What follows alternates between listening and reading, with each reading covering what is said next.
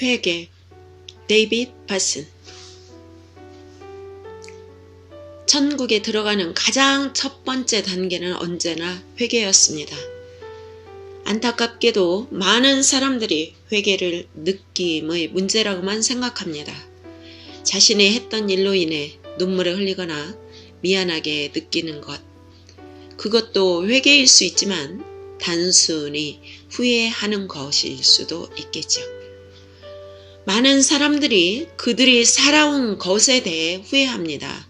삶에서 한 몇몇 선택들을 후회하지 않는 사람이 여기에 있다면 저는 놀랄 것입니다.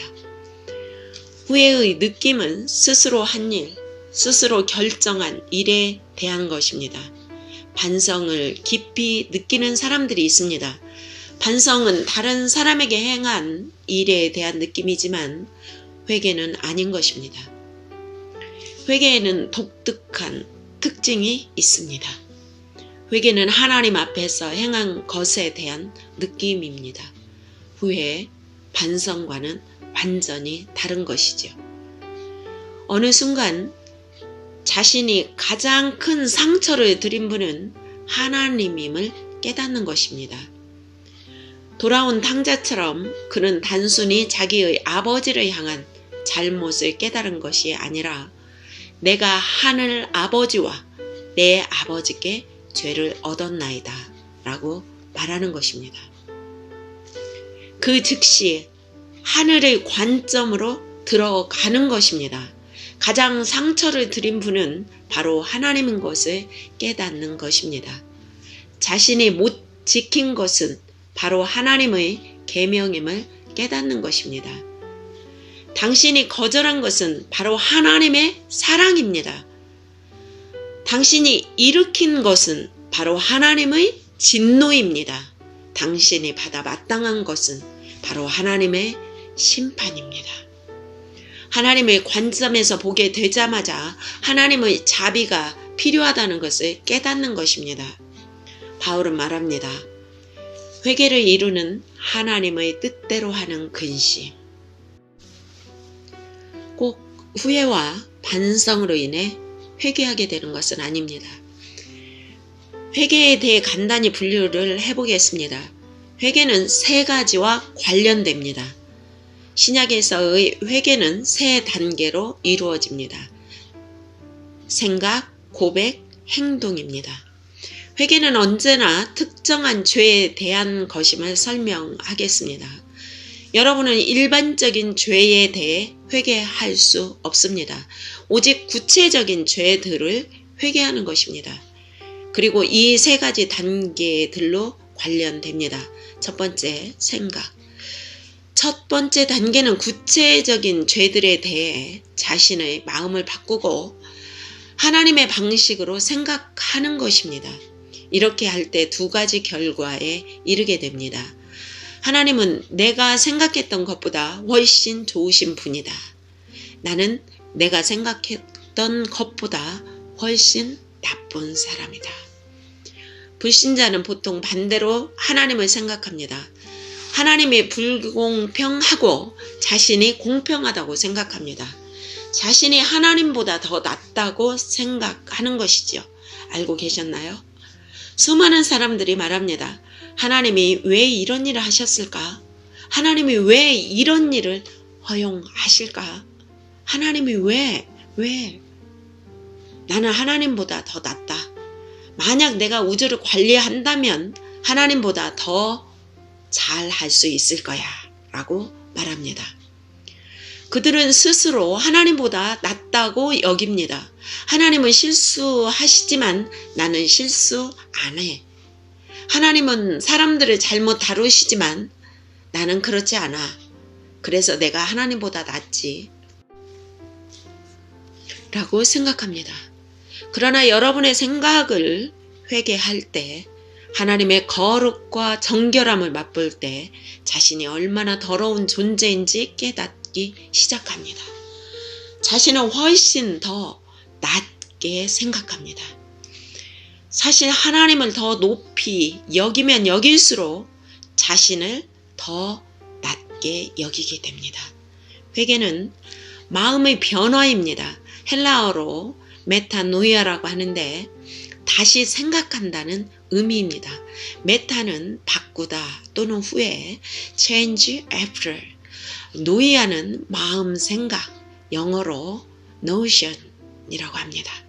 내 삶의 방식을 다시 생각하는 것입니다.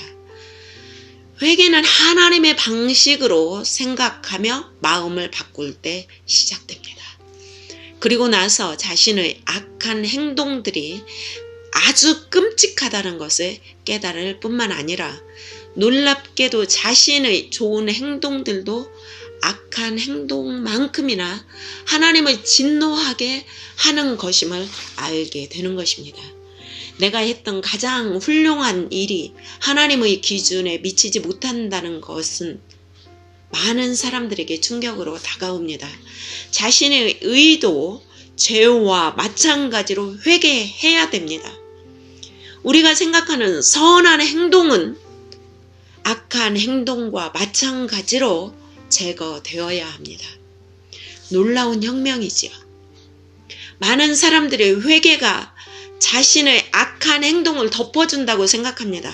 그러나 성경에서 회개는 자신이 생각하는 선한 행동들도 덮어준다고 말합니다.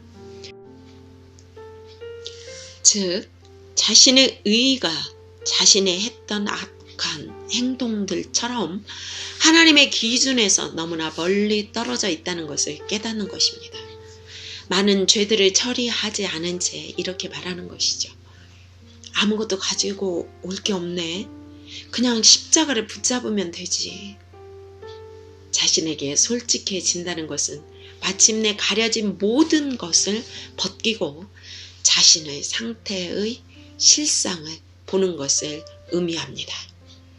재미있는 것은 하나님께 가까이 갈수록 자신이 더 악하다고 느낀다는 것입니다.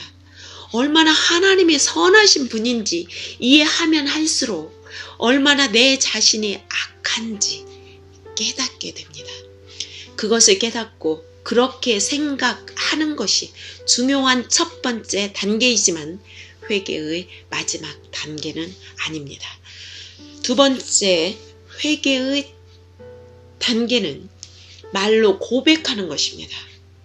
신약에는 일반적인 죄에 대한 고백이 아니라 여러 가지 죄들에 대한 고백이 있을 뿐입니다.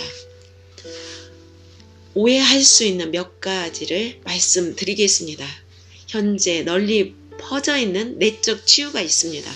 많은 그리스도인들이 용서 대신 내적 치유를 원합니다. 용서는 회개를 요구하기 때문입니다. 내가 감정이 상했을 때 다른 사람을 비난하는 것이 쉽기 때문입니다.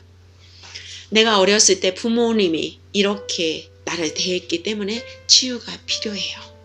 용서가 아닌 치유가 필요해요. 라고 말하기 쉽습니다.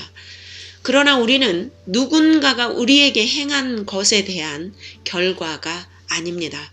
누군가가 우리에게 행한 것에 대한 우리의 반응의 결과입니다. 우리가 어떻게 반응할지 선택하는 것입니다. 그것이 우리를 만드는 것이죠. 내가 만약 쓴 뿌리가 내 안에 있다면 용서하는 대신 분노하기로 선택했기 때문입니다. 성령님께서 어린 시절 문제를 찾아내실 필요가 있는 경우도 있겠지만 사실 저는 많은 사람들이 내적 치유가 아니라 회개가 필요하다고 믿습니다. 인간에게 근본적으로 필요한 것은 내적 치유가 아니라 회개입니다. 회개할 때 하나님께서 우리를 용서하실 수 있기 때문입니다. 현재의 나는 내 삶의 가장 중요한 순간에 내가 선택한 것의 결과라는 것을 고백하며 회개하는 것입니다. 우리는 우리가 했던 선택의 결과입니다. 자신이 했던 것에 대해 책임지는 존재로 누군가를 대하는 것은 인간의 존엄성을 가지고 대하는 것입니다. 그들은 조건 반사적인 동물이 아닙니다. 여러분은 누군가에게 말하고 있습니다. 여러분은 인간입니다. 여러분이 선택한 것입니다. 여러분이 선택해 온 것입니다. 저는 법정에서 어떤 사람이 간청하는 말을 들었습니다. 판사님, 저는 나쁜 동료를 갖게 되었습니다. 내가 그 동료를 선택했다고 말하는 사람을 단 한 사람도 보지 못했습니다. 어쩌다 보니 나쁜 동료를 갖게 되었습니다. 우리는 친구들을 선택합니다. 우리가 동료를 선택합니다. 우리가 야망을 선택합니다. 우리가 선택합니다. 우리가 선택했습니다. 고백은 내가 잘못한 선택을 했어. 내 책임이야 라고 말하는 것입니다. 그것이 한 사람을 책임감 있는 존귀한 인간으로 인정하는 것의 시작입니다. 그래서 내 책임이라고 말하는 고백은 매우 중요한 것입니다. 축복을 구체적으로 말하는 것처럼 일반적인 죄가 아닌 구체적인 죄들을 한 가지씩 고백한다면 신실하고 정의로우신 주님께서 각각의 죄를 용서하십니다. 예수님의 보혈이 우리의 죄를 정결케 합니다. 아름다운 약속입니다. 용서를 위해 고백해야 하는 것처럼 어떤 죄들에 대해서는 그것들을 버린다고 선언하는 것도 아주 중요합니다. 하나님께 말하는 것입니다. 그 죄는 끝났습니다. 다시 돌아가지 않겠습니다. 버린다고 선언하는 것입니다. 행함으로 나아가는 것은 회개의 아주 어려운 부분입니다. 회개는 생각에서 시작합니다. 그 다음 죄를 고백하게 됩니다. 세 번째, 반드시 회개의 열매가 있어야 됩니다. 예수님이 삭개오에게 점심을 드시러 오셨을 때 삭개오가 이렇게 말했습니다. 예수님, 제가 사람들을 속였습니다.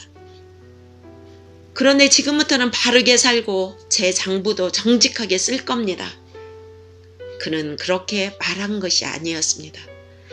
예수님, 제가 속였던 모든 사람들에게 가서 4배로 갚겠습니다.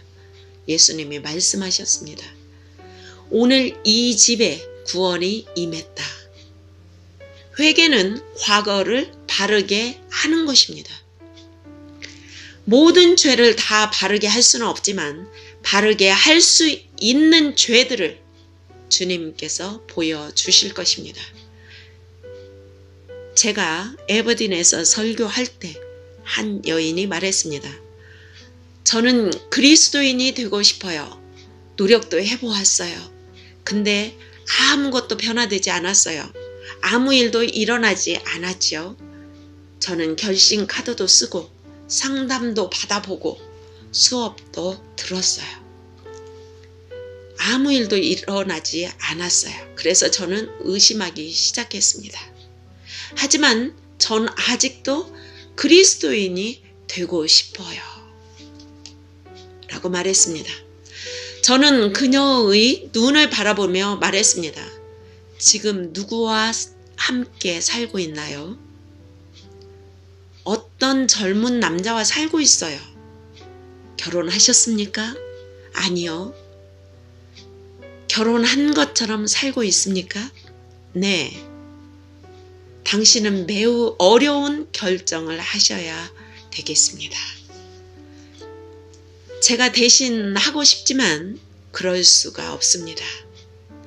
누구와 함께 살 것인지 스스로 결정하셔야만 됩니다. 예수님이십니까? 아니면 그 남자입니까? 그녀는 아주 화를 냈습니다. 아무도 저에게 그렇게 해야 한다고 말하지 않았는데요. 당신이 이제 더 이상 가볼 곳이 없다고 제게 말했습니다. 예수님은 그런 관계에 함께 하시지 않으십니다. 당신이 결정해야만 합니다. 라고 대답했습니다. 그녀는 울면서 뛰쳐나갔습니다. 저는 그녀가 계속 생각났습니다. 돈을 포기하지 않았던 부자 청년에 대한 예수님의 마음을 알 것 같았습니다. 문제가 뭔지 아십니까? 그녀와 상담했던 모든 사람들이 예수님을 믿으라고 말했을 것입니다. 그러나 그들은 회개하라는 말로 시작하지 않았을 것입니다. 그래서 그녀는 더 이상 앞으로 나아갈 수 없었던 것입니다. 그런 문제가 종종 일어납니다. 1단계 회개 없이 2단계 믿음부터 시작합니다. 그건 결코 있을 수 없습니다. 예수님, 세례 요한, 오순절에 베드로 모두 이렇게 시작했습니다. 회개하라.